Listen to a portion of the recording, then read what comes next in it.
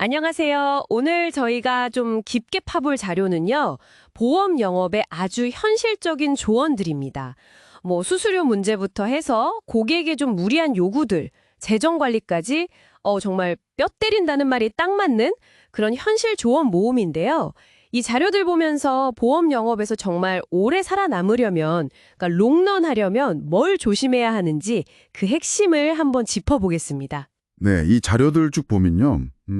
성공적인 보험 영업, 그러니까 말씀하신 롱런을 위해서는 진짜 피해야 할 유혹이나 함정들이 생각보다 꽤 많더라고요. 오늘 그 핵심 통찰 한번 제대로 뽑아보죠. 좋습니다. 그럼 첫 번째로 눈에 띄는 건 역시 수수료 문제네요. 특히 해촉이랑 유지의 중요성. 자료 보니까 설계사가 일을 그만두면, 그러니까 해촉되면 그동안 관리하던 계약의 유지 수수료는 더 못 받고 회사가 그냥 가져간다면서요. 이게 진짜 큰 부분이겠네요. 그렇습니다.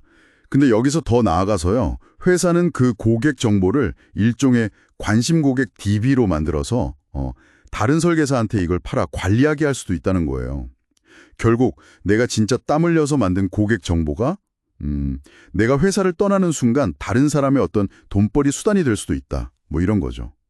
이 업계에서 버티는 것, 이게 그냥 근성 문제가 아니라 내 노력의 결실을 지키는 거에 유일한 방법일 수 있다는 좀 냉정한 현실을 보여주는 것 같아요. 와, 듣고 보니까 진짜 만만치 않은 구조네요.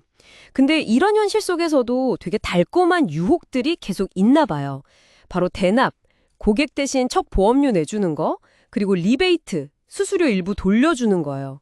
자료에 나온 것처럼 사업 자금이 부족하다면서 그냥 100만 원 달라는 고객도 있다니, 저라도 엄청 당황스러울 것 같은데, 근데 이게 또 생각보다 흔하다는 게 더 놀라워요. 네, 맞아요.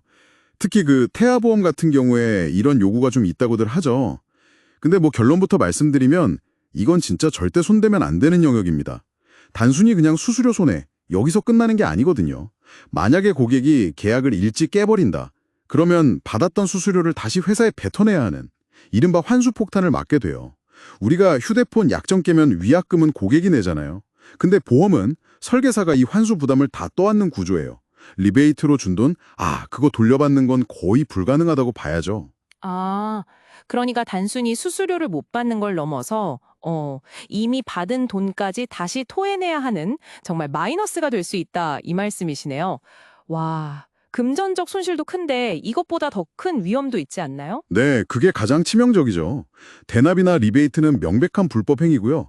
심지어 공소시효도 없어요.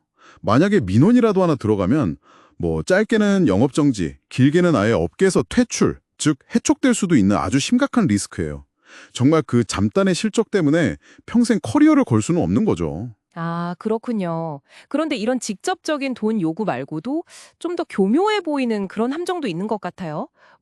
내 보험 들어주면 나도 사줄게. 이런 식의 거래. 자료에선 이걸 등가 교환이라고 표현했던데 이것도 상당히 위험하다고 경고하더라고요. 네, 맞아요.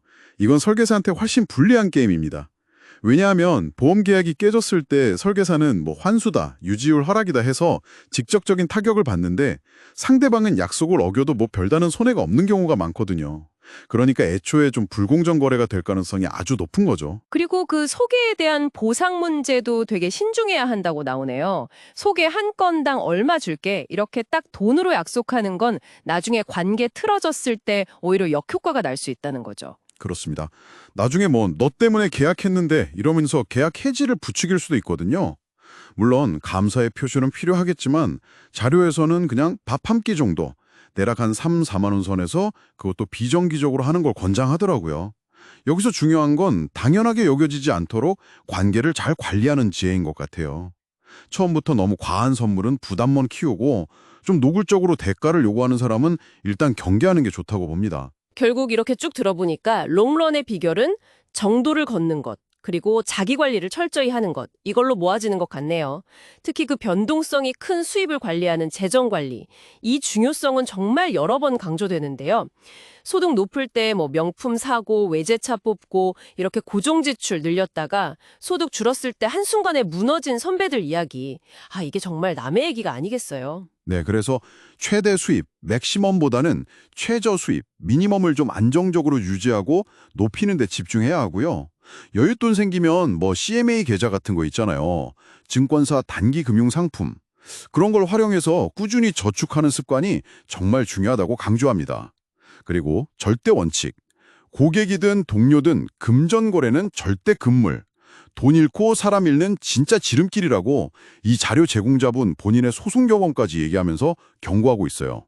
상식적인 선을 넘은 돈 부탁은 무조건 위험 신호로 봐야 합니다. 고객과의 관계도 결국 상식 수준에서 뭐 내가 밥 사면 상대가 커피 사는 정도?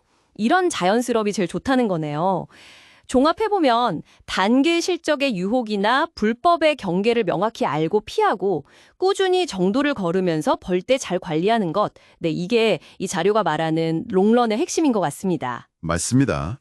오늘 살펴본 것처럼 보험 영업 현장이라는 게 단기적인 어떤 성과 압박과 또 장기적인 위험, 윤리적인 기준 사이에서 끊임없이 고민하게 만드는 지점들이 참 많은 것 같아요.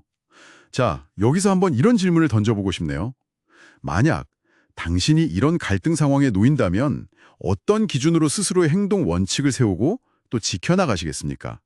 한 번쯤 깊이 생각해 볼 만한 질문인 것 같습니다.